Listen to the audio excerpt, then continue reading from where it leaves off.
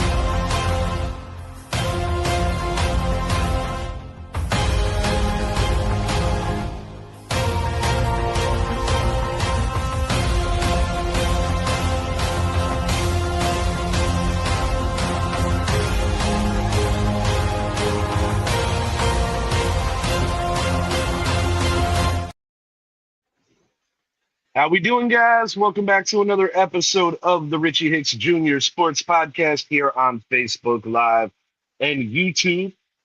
I am your host, Richie. With me, my co-host, Mr. Idris Salam, a.k.a. Bosco from the Bronx.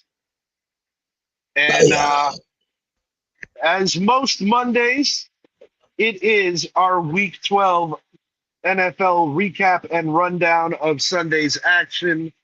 We're going to give you a final prediction for tonight's Monday Night Football game. And we're going to be hitting on some MLB news, some NFL news, as the New York Mets, Texas Rangers made a deal.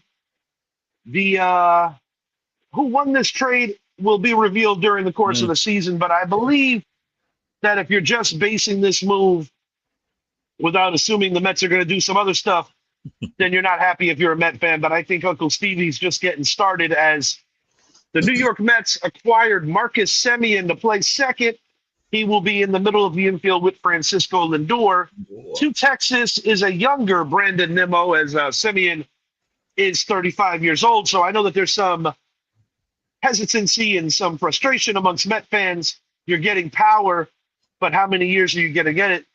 I do believe potentially that this opens the Mets in the market for New York Yankees hopeful return candidate Cody Bellinger. So Hal's got to be careful here, because with the Mets making this move, there's an opening in the outfield now. Yeah, I agree, man. I think the Mets, maybe they're on a win now thing. I don't know, but 35,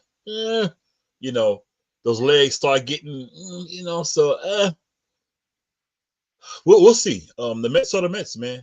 And Hal got to be smart too, because anything can happen now. And they got to be smart. They got to be smart with the money. Period, man. I mean, we need to stay young. Now, let's stay on the Mets. Stay on the Mets.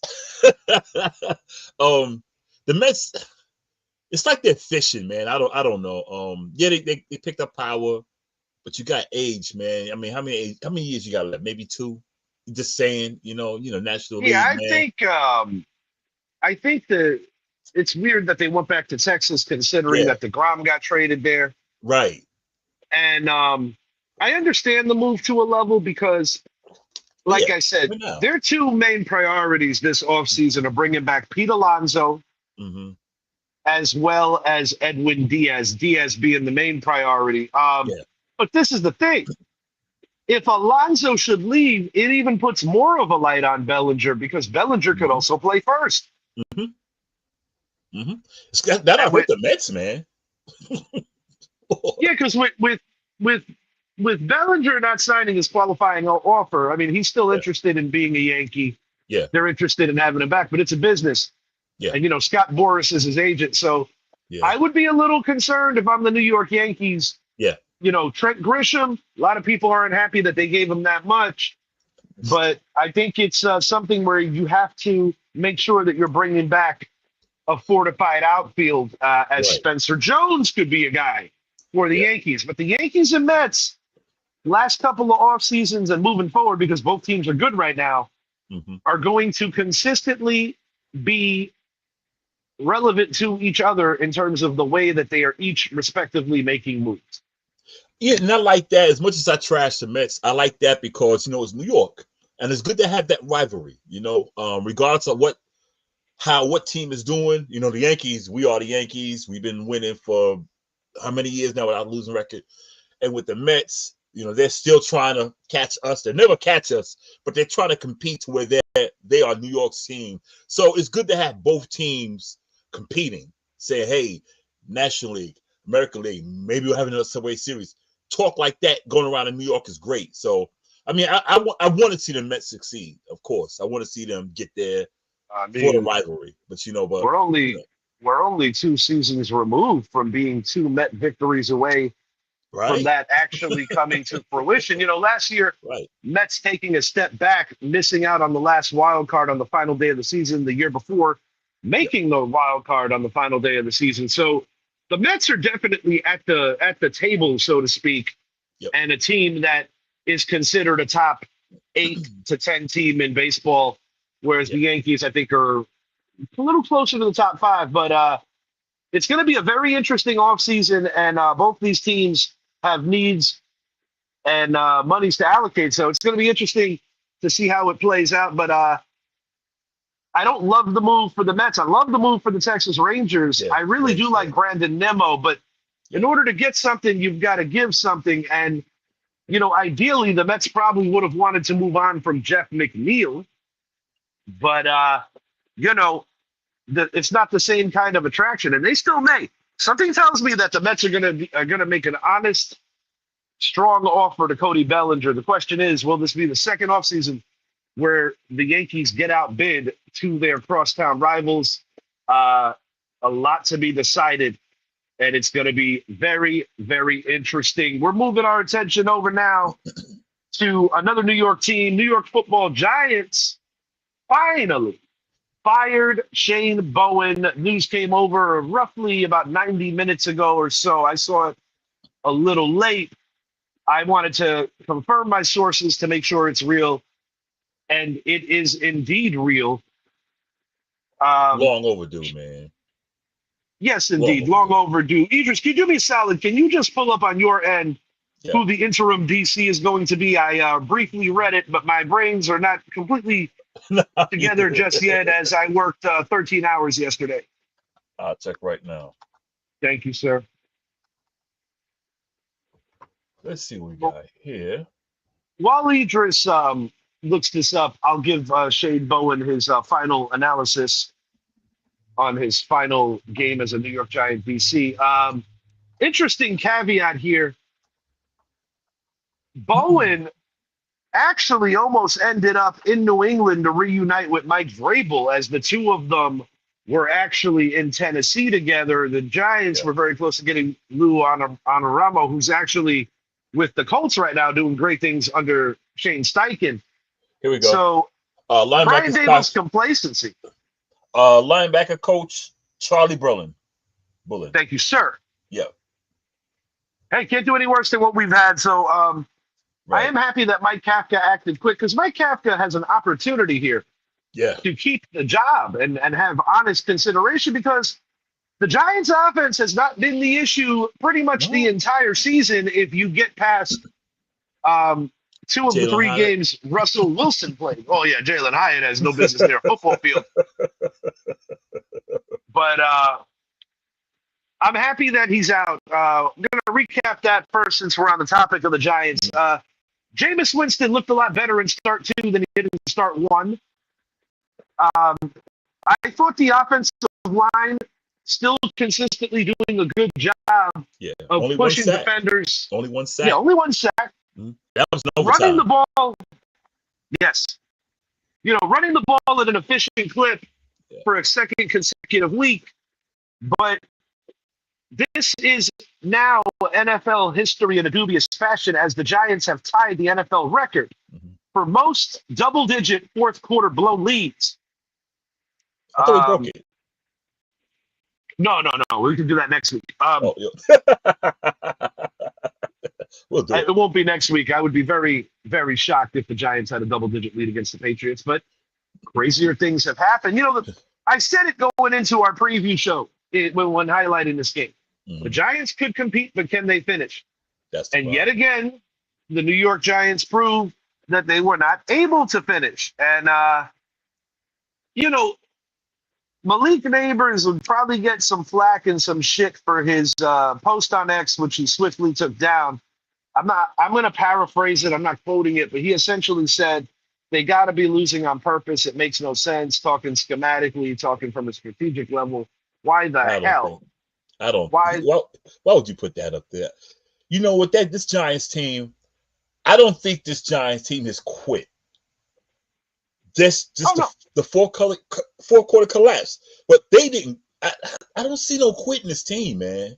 No, I don't think it's a matter of quit, but I do think there's some. Although he should be the last person saying it because he's a member of the team, right? I can't fault him for saying that because he's seeing what we're seeing, and you know what I called it on my takeaways? Yeah, I called it a controlled tank job because there is literally no viable reason why, when it's not goal to go or less than 2 yards to go, why you would go for it on fourth down when you can go up 6 points and force the Detroit Lions to have to. And in an era where kickers are more and more sturdy from 50 and beyond, not taking the three is essentially signing up to play in overtime. So it does make you wonder if the Giants are not seeing a value in winning, but I don't know. It's weird because I know that when we spoke with Zappy about the Bengals last year and how they're the greatest 5-win team and the greatest this and that because of how potent their offense was, I'm starting to like that post that text that Zappy sent us in our group thread. I'm starting to think there's some credence to it. The Giants are like the greatest 2-win team ever because I never recall the team with such a poor record competing with the NFL's elite. They had Denver on the ropes. Dallas has a high-octane offense. We were in a high shootout with them. This is a team that tied Green Bay, a team that beat the world champs last night. We had the Detroit Lions, last year's best regular season team, on the ropes yesterday. Chicago on the ropes. Chicago's a playoff team more than likely. Had them on the ropes. Mind you, all these games that I just mentioned were road games. Road games. We beat the world champions. We beat a good Charger team. The only game all season long, okay, let's just say the only game that did not include Russell Wilson in it, because we played poorly in Washington, we played poorly at home against the Chiefs on offense. But the only game that we truly had a truly bad game was the second Philly game. Yeah, exactly. I'm with you, man. I think with I said the offensive line, that has been our Achilles heel since 2013, maybe. And, that's a good year to pick it up. Yep. And we can honestly say this year, our O-line has picked it up. Our O-line is not problematic right now. Right. McNick Neighbors, he might be right. I don't think the players himself are quitting. I'll put it that way. Maybe in coaching, hey, we got a chance to get this. I don't know. But I don't think the players are quitting because, God, those guys are playing hard, man. Shane Bowen, long overdue. He should have been gone 3 weeks ago, maybe. But I like what's being done because he should have been fired after the Denver game. Yeah, exactly. Like 3-4 weeks ago. Yeah. With Dable when Mara first wanted to fire him. Right. And I like that if Kafka made this move, I like it because he's like, look, we're not gonna, because he gets right out the rest of the season and say, look, right now we're evaluating talent. I'm auditioning for this job. He could have said like, hey, we might as well just keep him. What are we gonna win? But it's showing like, the thing that's weird to me is that even after the Denver game, that's where the season took a turn because you're feeling good. You're coming off the Philly game. You got a big lead in Denver.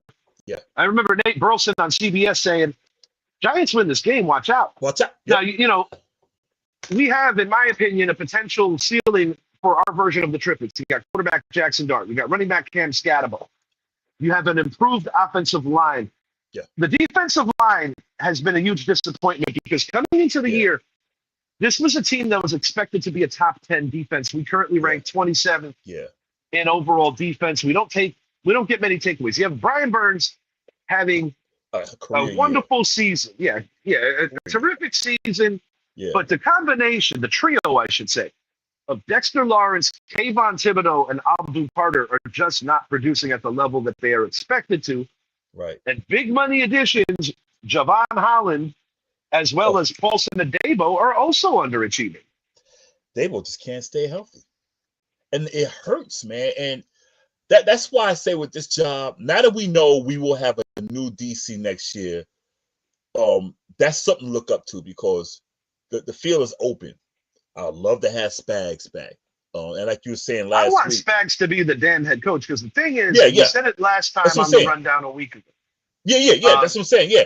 Bring him in and up, up Kafka, like, hey, give him some more money, make him assistant coach. Yeah, no, I'm with you. Yeah, something similar to when Dallas pulled the reins a little bit on Jason Garrett. Yeah. But kept him around, and he was a successful play caller, just wasn't a good head coach. I actually think Kafka has potential to be an honestly good head coach because I personally feel, and this is what's interesting, 2 consecutive weeks without your starting quarterback, and the offense looks potent. And this is without Neighbors. Yeah. This is without Scat, without Dart. Yeah. And it started in Darius Slayton, who's basically said, I'm checking out, Another waste of money.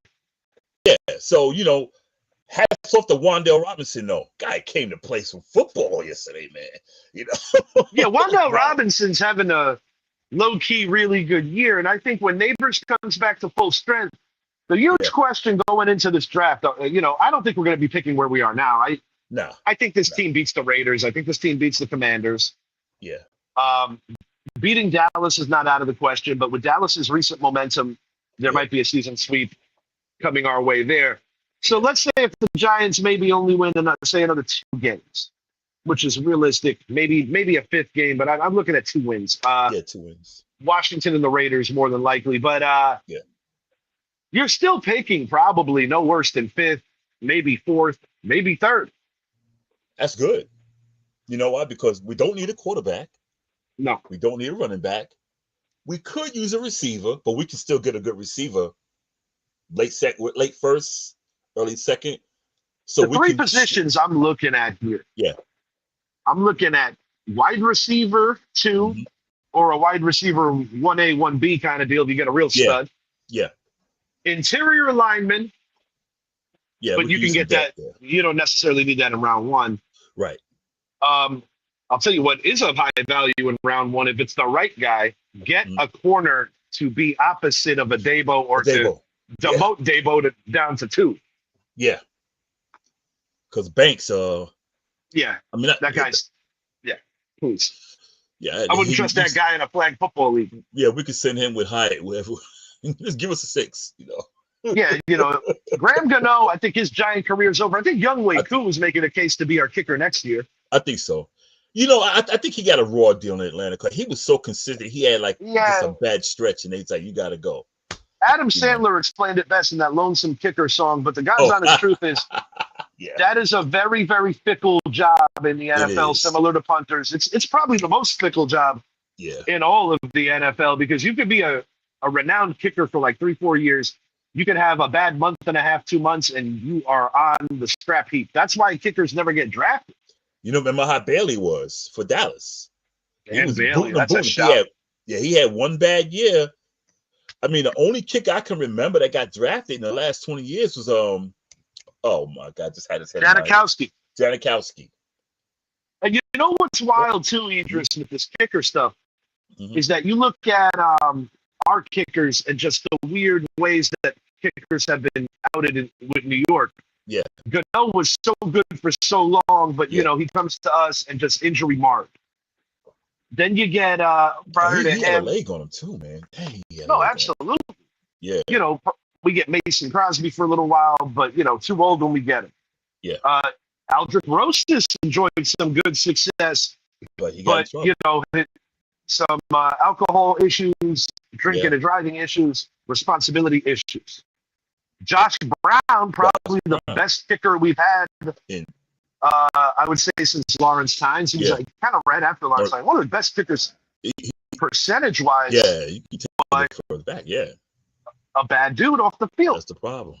You know, and you know, Tynes percentage-wise not like phenomenal, but he has the big kicks. Yeah. So it's been a lot of mix and a lot of match. I mean, shoot, 2016, if I'm not mistaken, didn't we have Morton Anderson? Morton Anderson, yep. Yes, we did. The so, ageless wonder. Yeah, so one of the kickers that should truly have consideration for the Hall of Fame, along with Gary Anderson. Yeah. So, you know, of course, Adam Vinatieri, because of his exploits in the Super Bowl, you get where I'm going. But yeah, it's weird, man. I'm not used to a team playing 12 games, only winning 2 of them. But every week when we lose, I don't even really feel like the way I normally feel when we lose. And the only thing I can say is, despite the frustration, because nobody wants to lose at the clip we do, I do see potential for a huge turnaround next year, because I take into consideration, Zappy nailed this shit on the head on our preview. He said, you guys are going to be in almost every game you play, but you're going to lose a lot of close ones. He understated a lot of close ones. Yes, it's crazy, dude. It's crazy, because if you looked at our schedule before the season, we knew we were going to be in for. I said 7 games we would win. We knew we would be in a hell, but a lot of people thought we would get our asses whooped. I thought our problem would be on the offense, because rookie quarterback, second-year receiver, rookie running back, we built offense. So I figured the offense would be a problem. This team should be no worse than 5-7, and truthfully, they should be 6-6. I'll say 6-6, because see, I thought our defense would keep us in games. The only 2 games that we lost that I'm like, yeah, we should have lost anyway. Yeah. So, I'm not going to get mad about Dallas because it's Brandon Aubrey. And and the Saints game, that was a clean loss because of just the self-inflicted bullshit. We shooting ourselves in the foot. But the Denver game should have won. The Chicago game, the Green Bay game, and now the Detroit game. Dallas too. Should have been Dallas. I'm letting Dallas ride. I'm gonna let that ride. I'm just gonna say we lost the shootout there. Yeah. I'm gonna leave that one alone. But I will say this. Yeah. It is just inconceivable to lose that many games in the fashion we have. With the lead we had. It wasn't like we were up by 2 or 3 points. We're up by 2 scores. And lost. I'll tell you, the only thing that could cheer up a Giants fan when you get beat like that yet again, is seeing your forever rivals blow a 21-point lead in AT&T Stadium. I picked the Cowboys, even when they were down 3 scores. When I think about the Turpin fumble, I said, you know what? I still think these guys are going to win. I spoke to Zappy briefly. He had wanted to be on the show today, but I know he's got lined up some interviews. So good luck to you, Zapp, on that new endeavor today. Hope it goes your way. Right but on. Zappy told me that he and his son were thinking about leaving and going home. And, you know, I told him, I said, bro, no horse in this race. But I felt that the wind was brewing, even at halftime when you guys finally scored. And, you know, you got the tragedy out of the way. You beat a bad Raider team. Now you beat a team that's the defending world champions. No, you're probably not going to win the division. But I'm starting to believe that the Dallas Cowboys may very well find a way into the final wild card situation. It's possible. And you know what? That's why I haven't been trashing Dallas. You know when I knew they were going to come back at halftime? When they scored. Because I felt the game should have been 21-14. Yeah. Because they were moving, and Dak played a pretty good game yesterday. Yeah. And see, also early on with Dak, I mean, he came on, but early on he was messing up. And see, I figured Philly look at the turnovers Philly had. Imagine if Dallas would have scored on all those turnovers, man. The defense. hats off to that Dallas defense because see, even though Philly was up 21-0, I can't fault them for all 3 touchdowns because they had turnovers and short field. They pitched a second half shutout. You could say like 2.5 quarters. This is the second time this year. Yeah. This is the second time this year the Philadelphia Eagles have been shut out in the second half. But there's only one team that's put up over 30 against them. That's actually our Giants.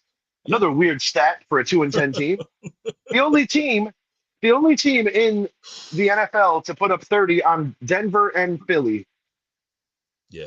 You cannot make this shit up. But the Cowboys right now find themselves 5-5-1, very much alive. Very much alive. And I don't think they'll make it because they got a lot of work to do. However, I'm gonna say hats off to them now because I thought they were gonna crap. They didn't catch the breaks that they needed yesterday. The Bears won. Yeah. They were probably rooting for Minnesota. I think that's what I heard them. However, I think they're gonna hurt some people. They're gonna spoil some Christmas dreams and New Year dreams, man. If they can pull off it, they have the tie already, which could either hurt them or help them. We don't know yet. Yeah. But if they could finish 9-7-1, it might be enough. It might be enough. If Dallas only loses one more down the stretch, they may very well. 10-6-1 gets them in. 9-7-1 is a maybe. Because you got to consider the Rams are the class of the NFL right now. We're going to talk about them in a minute. Seattle's going to be a wild card for sure. Yeah.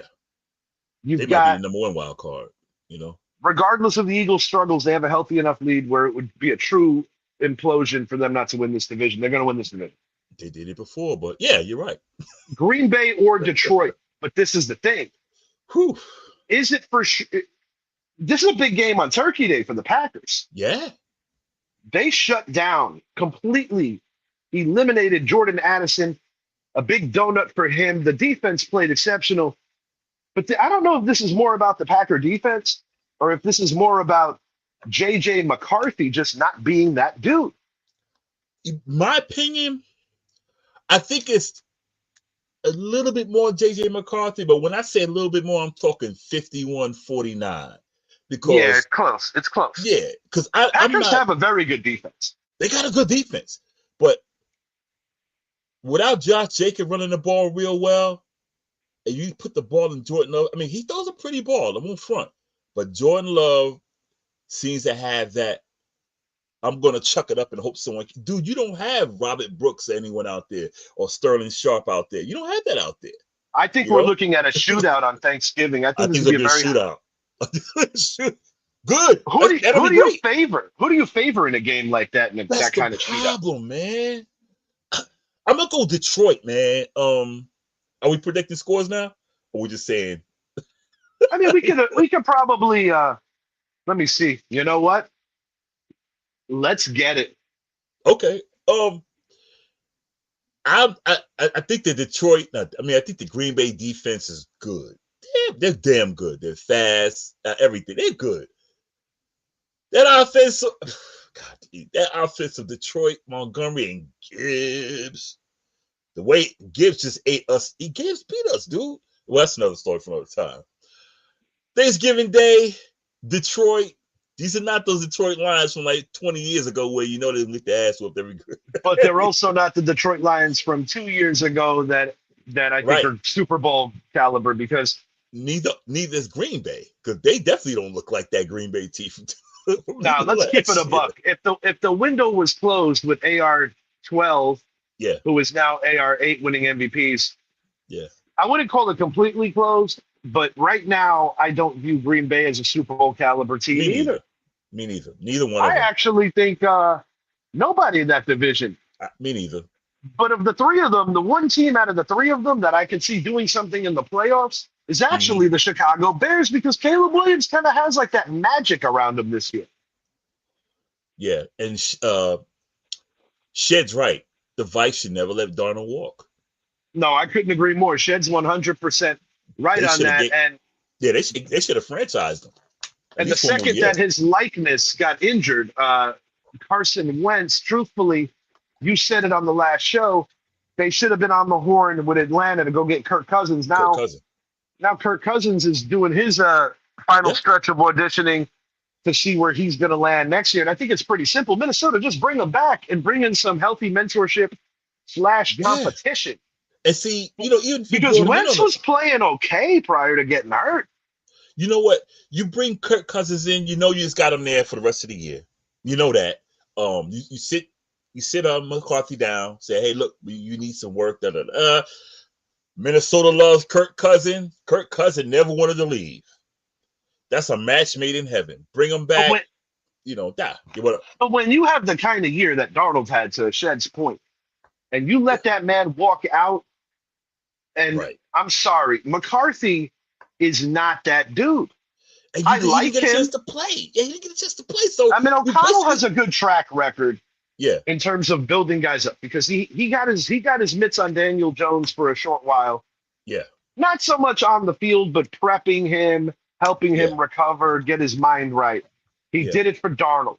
yeah, Cousins had a tremendous year before he ultimately left. So O'Connell gets quarterbacks similar to the way that Shed's man Kyle Shanahan gets quarterbacks, the way Yeah. Shane Steichen gets quarterbacks. yeah, But yeah, when you consider the year that they had, the good thing for Minnesota Mm. is you're going to be drafting a lot higher than you expected.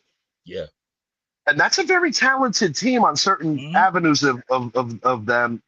Brian Flores, it might not be showing right now because the offense is laboring so much, but the Mhm. defense is really good over there. You got Yeah. JJ, you got Jordan Addison. You've got two decent running backs, but Aaron Jones, another ageless wonder, is putting in the work. Mhm. It's going to be interesting. This NFL draft, you're going to have a lot of quality teams picking higher than they should. Yeah, yeah. Minnesota. I don't know. You don't want to. What you guys sit down saying? Okay. Yeah, hey, we give you props, man. You know how we do here. The guy's everywhere, man. He does Right, good. everywhere. He does good, and he always maximizes his time. Yeah, for When real. he's not taking the kids out for some good family fun, Mhm. he's always ready to spit that shit here on the Richie Hicks Jr. Sports Podcast. Yeah, so And it might have been the warm beer in Europe, because that's where the turn happened for Minnesota. might be. It's a good beer over there. I was over there 6 years. It might be the beer. Yeah, man. It might be the beer. But yeah, like getting back to the game with Detroit and Green Bay, I'm just not. I wanted to be sold on Jordan Love after that year that he had when they dumped Dallas in the playoff. I'm like, okay, this kid, he's here, he's ready to go. But he takes a step back, and I think he took a step back this year. Yeah, I'm gonna go with Detroit, man. I think it's gonna be a shootout. I think I'm gonna go It's gonna be like 35-31 Detroit. I'm gonna go Detroit 40, Green Bay 34. Give me overtime. I love to see it. I hope it is. I love to see that. Jared Goff Yeah. on a sideline route to a streaking Jahmyr Gibbs. Ooh. As Amon-Ra St. Brown sucks in the safety on an in-and-out route, and you're going to see Gibbs go straight up the sideline. Goff hits him in stride for the heartbreaking victory. And I can see that happening. Green Bay needs to watch their ass, too, because whoever loses this game, I mean, Green Bay's really in the driver's seat if they win. That's why they're probably cursing that the Giants didn't win yesterday, too. Yeah. I know John Olsen is not happy that the Giants didn't bring it home for him. But if they lose, if Green Bay loses, man, they're in trouble, dude. No, I'm with you, bro. And I'm with you. And another team, iconic team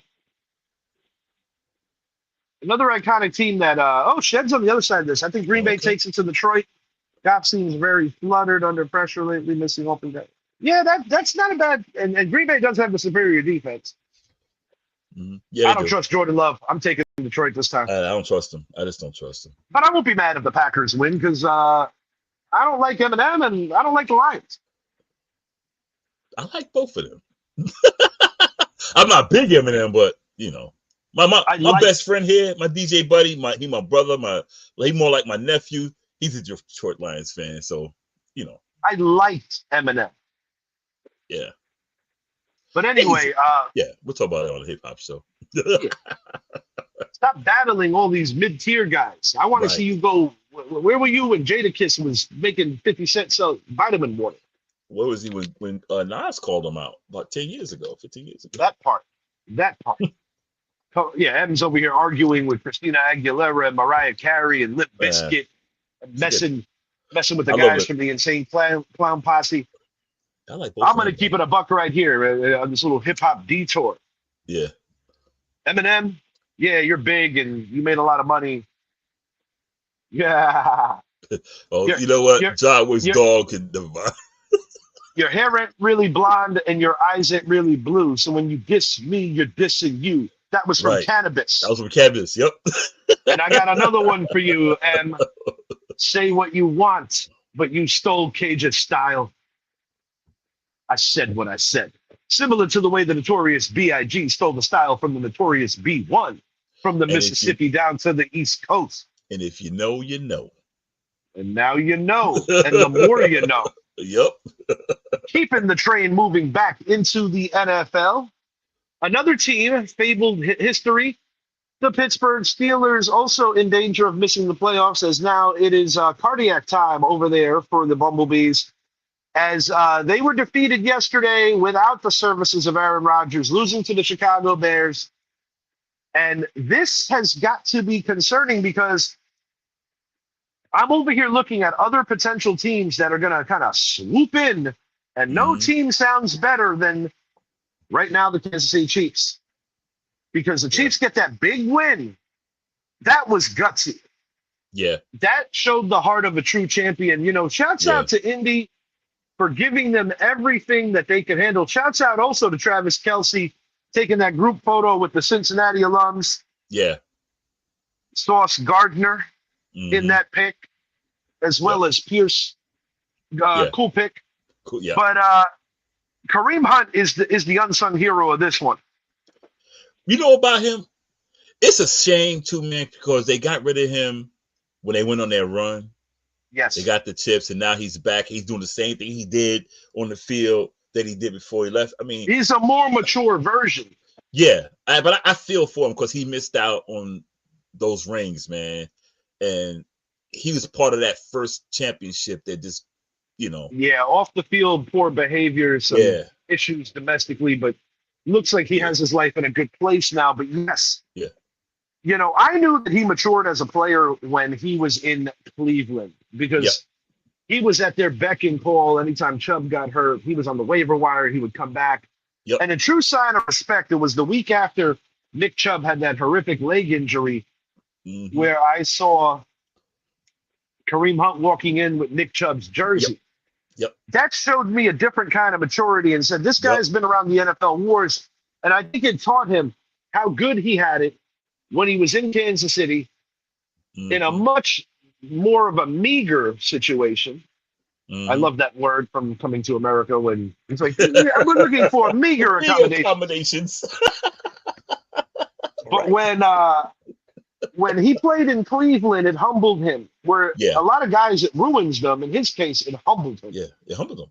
And it's good because, see, the guy is mad talent. And, I'm happy for him. And I think a lot of players need that humbling because a lot of players come in, they get treated like, look at Antonio Brown. Had he been humbled early, but, But I'm happy for Kareem Hunt, man. I just wish he could have got himself a ring or something because he was so vital to that team. Well, if my memory serves me right, he was on the 19 squad. Oh, was he? I believe he was on the 19 squad that beat the Niners the first time when they had Jimmy G. Oh, okay. I'm sure Shed would be able to confirm that. Because I wasn't sure if he got cut before that or, that's good. I believe he did win that one. And then, okay. Good. You know, he did his rounds in Cleveland, came back. Okay, good. But truthfully, segue into Cleveland. Listen, man, congrats to Shedeur Sanders getting his first NFL win. Yeah. Anytime, regardless of where you're drafted and your quarterback, you get your first NFL win. Mm-hmm. It's one to remember. Hey, you're linked to them, Shed. It's nothing personal. But the Super Bowl we all wanted with the Chiefs and Niners never happened. That was the Steve Young, Joe Montana Bowl that nobody wanted, that nobody got to see. Instead, we got to see Buffalo lose a fourth one. Right. Man, everybody in America wanted Joe Montana and Steve Young. Yeah, for sure. Yeah, Really? Yeah. So Hunt does not have a ring, brother? That's what I thought. I thought he got cut that season in preseason. I guess you're right. Yeah. So he was it, let go after the season where they lost the title game to the Patriots. Yeah. Because that season, like that preseason, that's when they cut him. Yeah, do me a favor if you have the opportunity. Pull this up because I'm actually getting brain stumped right now. I'm having a memory fog. I know. I might be the after effects of that flu I had. I just know before the first title, I know he got cut that preseason. Interesting. But that's why I was like, dang, man. Because I liked him back then because he was so shifty, and I'm like, man, this dude is nice, you know. And even with he was out and he went to Cleveland, sat behind Chubb, and I remember them winning those rings. I was like, dang, man, he didn't get a chance, and he went back, and I was like, because they bought what's that kid's name? Mika Hartman back, and I'm like, man, I wish they'd bring Kareem Hunt back, but they didn't. Kareem was still in Cleveland. Yes, yeah, I wish he'd have got one though. But Shed's right. Yep, right. I thought so. Yeah, right before the season. I did not realize he missed out on all of that. That is insane. Okay, right before the season. Back to Cleveland. The thing that annoys me is not that Shedeur got the win. Yeah. It's that you got all these, like they want to bring Shedeur apologists out of nowhere. I'm like, guys, with all due respect, it was the friggin' Raiders, and Myles Garrett only forced 2 fumbles and sacked the quarterback 3 times, in case anybody thought that was part of the mission. Exactly. Or the fact that Judkins had a very, very good game. Does that matter? Yeah. Guys, 11 of 20, 1 pick and 1 touchdown isn't spectacular, and it doesn't even get on the same page as what Jackson Dart in his pro debut. That's Dylan Gabriel numbers right there. That's what he was doing. Right. I didn't see anybody having a parade for Dylan Gabriel when he got his first win. Right. Oh, wait, did he get a win? Yeah, he got a win. He did get a win. Yeah, he got a win. Yep, he got a win. Wait a minute. Flacco beat the Packers. It doesn't matter. The point is that the 2 biggest names coming in, besides obviously Cam Ward, who people already forgetting is the number 1 pick, right, were Jackson Dart and Shedeur Sanders. Mm-hmm. And Jackson Dart has outshined Shedeur Sanders, and it's not even close. It's not even close. Not even close. And we win yesterday. If Jackson Dart's playing, we win yesterday. We might have beat Chicago too if they did not got hurt. Yeah, I agree with that. Yeah, but it's just insane that I stopped arguing with those knuckleheads, man. You know what? I stopped arguing with those guys because for one thing, man, if they didn't see the same Shedeur Sanders, I seen it. I'm like, look, I know we dreaming away. We can do another show.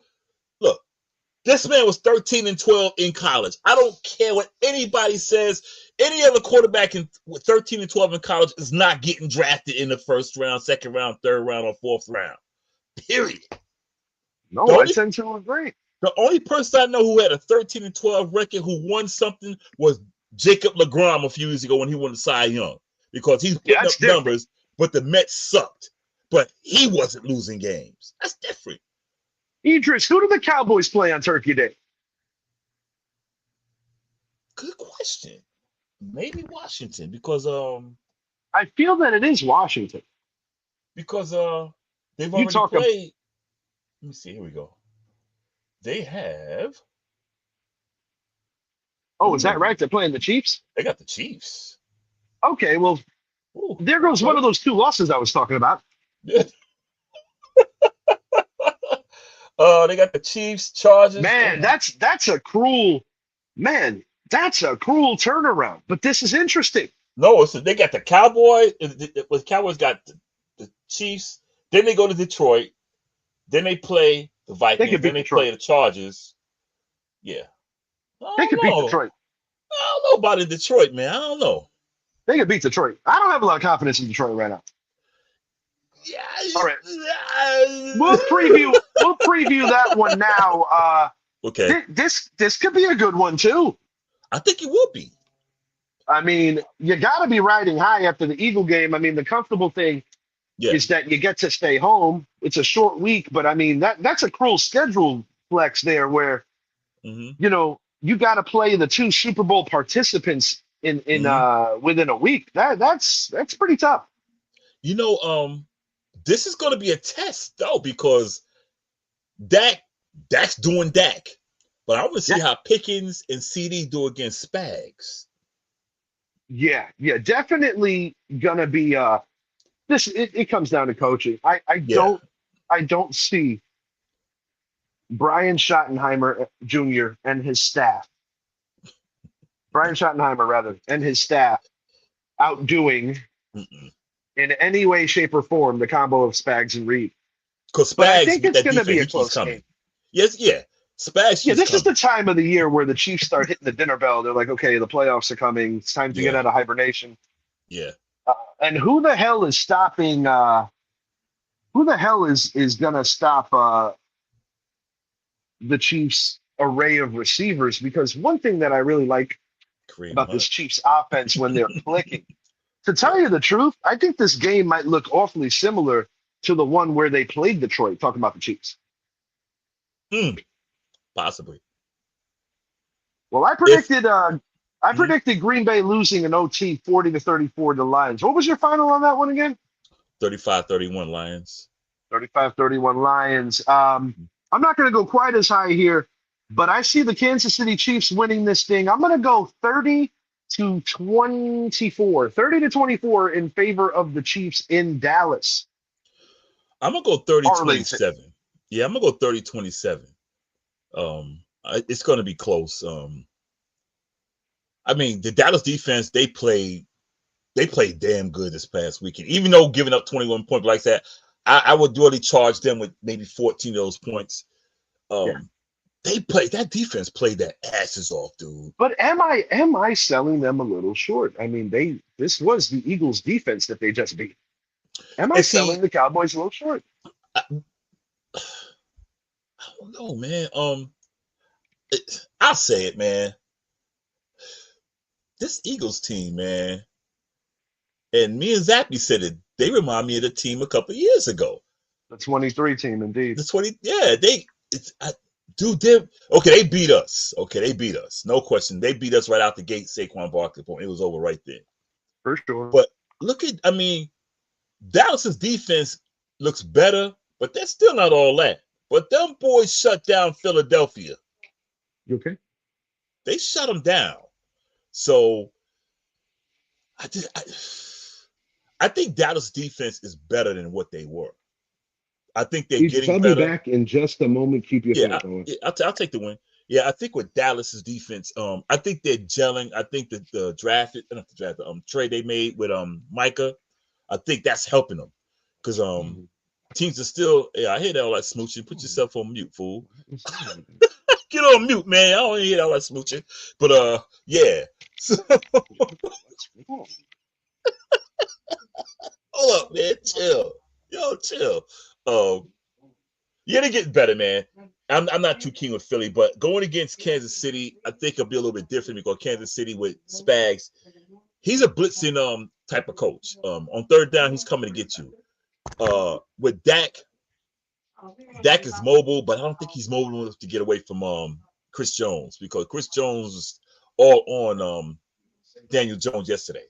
Daniel Jones had to get rid of the ball real fast. And now, is Dak Prescott better than Daniel Jones? Yes, but he's not as mobile as Daniel Jones. So I think Chris Jones is going to eat this Thursday night. But let's see if he can shut down.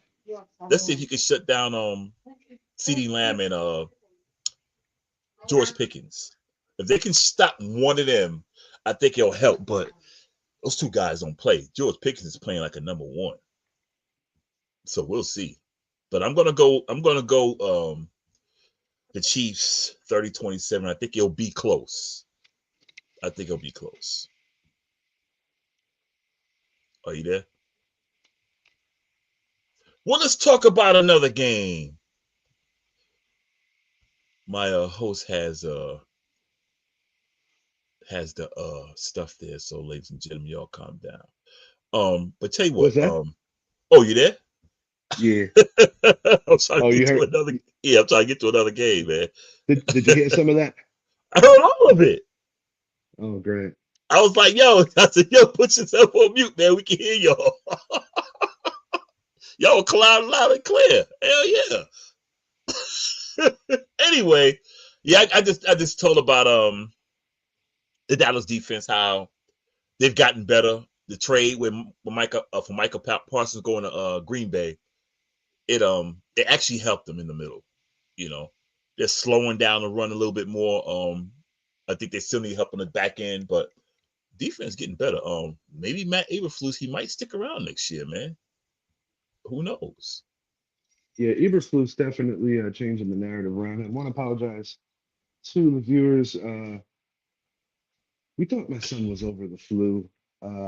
Unfortunately, there was a boo-boo with the hospital he was at, getting him the albuterol. Yeah. So mom and son are both very frustrated, and it just brought to her attention, maybe we should take him back. But apparently, without being told that, I was just supposed to know that's what we were doing today. Oh, The all right. joys of filling in blanks. I'm having a good one. Oops, what am I doing? Yeah. So what's next? More Shane What? blowing? Yeah, nah. No more Shane. No more. No more I Shane blowing. I just realized that's what you had up there. Blowing. Yeah, he's terrible. Idris, do me a solid. Can you pick up what is the final game of Turkey Day? I know who's playing on Black Friday. Yes, we can do that right now. NFL schedule. Let's see. Next up. Da-da-da-da-da. Okay, I asked for the games. I didn't ask for this other stuff. Okay, let's see. What's that? Oh wow, I asked for the schedule for Thanksgiving, and they gave me the whole freaking schedule. All right, here we go. Thanksgiving schedule. Green Bay, Detroit. Oh my God. Cincinnati and Baltimore. Well, Where's that the might game be being played? in Baltimore. It Be might be a good leery of game. be Huh? leery of an upset here because I believe this is Joe Burrow's comeback game. That's what I was just sitting there thinking. I like this might be a good game after all. Because remember, Because this has to stay interesting. yeah, because You know, Vince McMahon is a writer for the NFL. oh yeah, you're right. Because Cincinnati, they still got offense.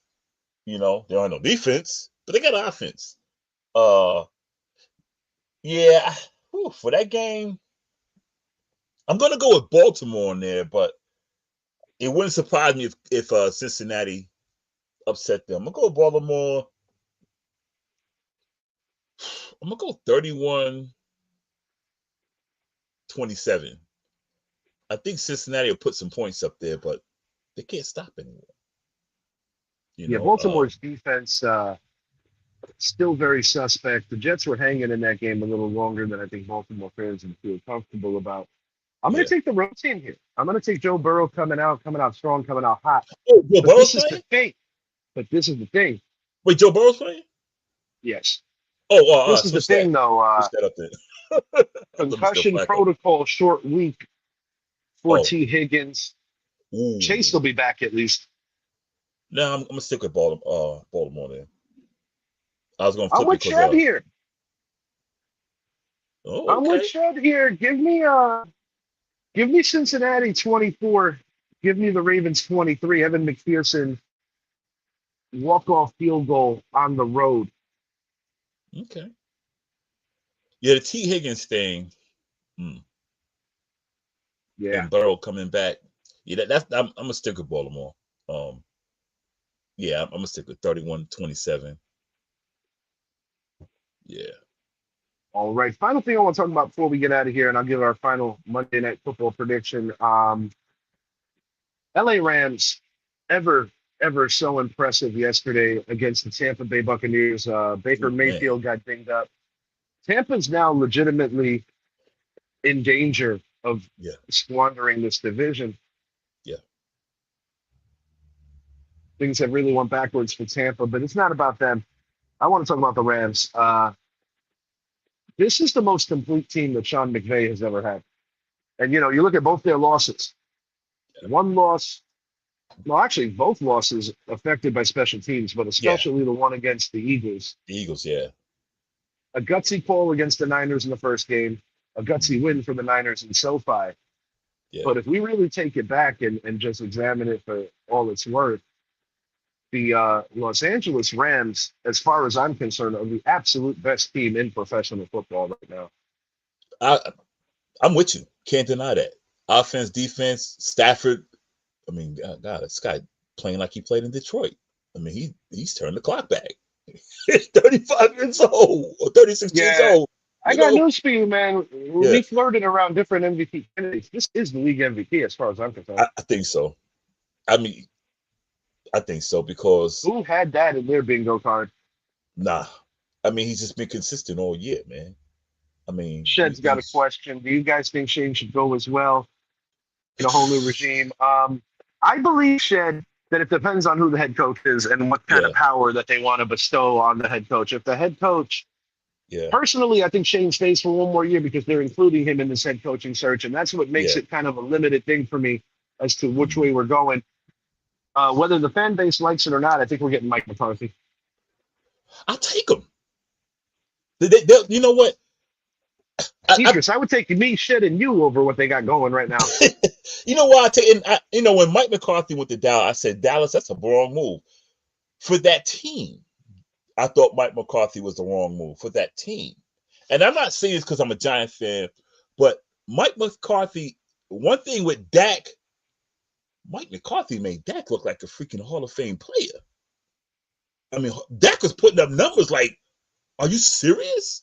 Then when Cooper Rush came in there, they kept the same thing. So the guy knows quarterbacks, and he's not going to put Jackson Dart in harm's way, running all the time. Because we already see that. There's not going to be that same level of miraculousness. To answer Shed's question, it's not so much that I don't want McCarthy, and I do consider the Jerry circus. It's hard to duplicate what he did in Green Bay, but there's one undeniable fact, and this isn't Mike Holmgren's fault, Mike McCarthy's fault, John Gruden's fault, Bill Parcells' fault, or any coach that took on another gig after winning a Super Bowl.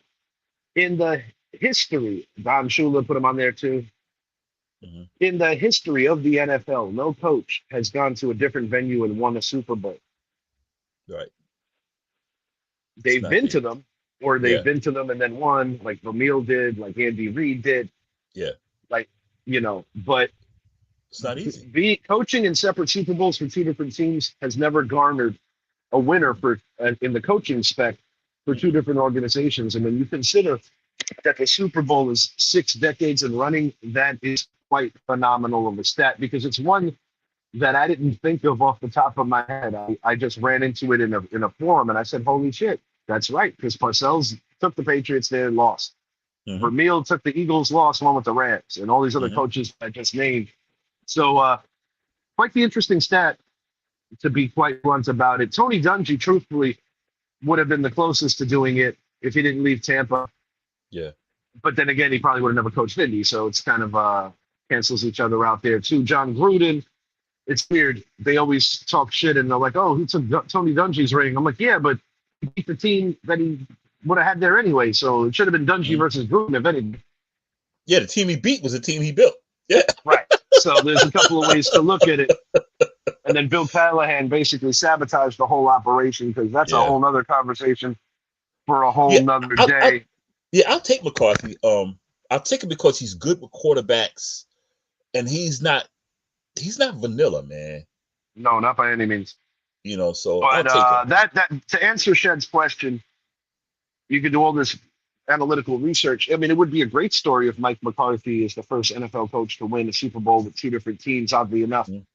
my dad's favorite team, my late father's favorite team, and then it would ultimately be mine. I don't blame him for everything wrong with Dallas because I No, do blame a lot of that on ownership that's I just would say. quite unreasonable. Before we get out of here, last thing on the brain, Monday Night Football. We already alluded to it on the last show, but I'll give you a little refresher.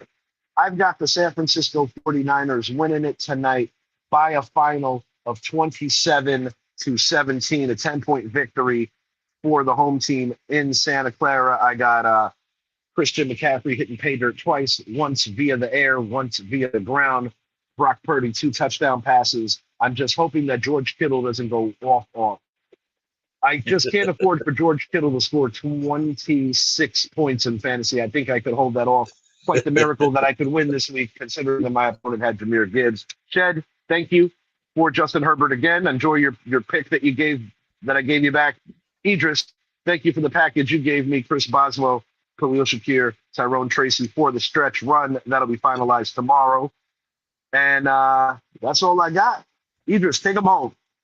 Same score, but as we say, we got to say goodbye. Thank you for tuning in to the Richie Hicks Jr. Sports Podcast. Check us out on Facebook, YouTube, Instagram. Do we have a time? No, but when the news break, we break. If I'm not there, Richie's going to be there. For Richie, for Shed, a.k.a. Carson Wentz, and myself, we are out till next time. We are out. Skeet, skeet, skeet. Peace. Last thing, guys, protect yourself from this flu. Oh, yeah. I am over the flu now, but I'm not over the flu stuff. My apologies one more time Oh, last for thing, too. I'm about to beat the first place winner in fantasy.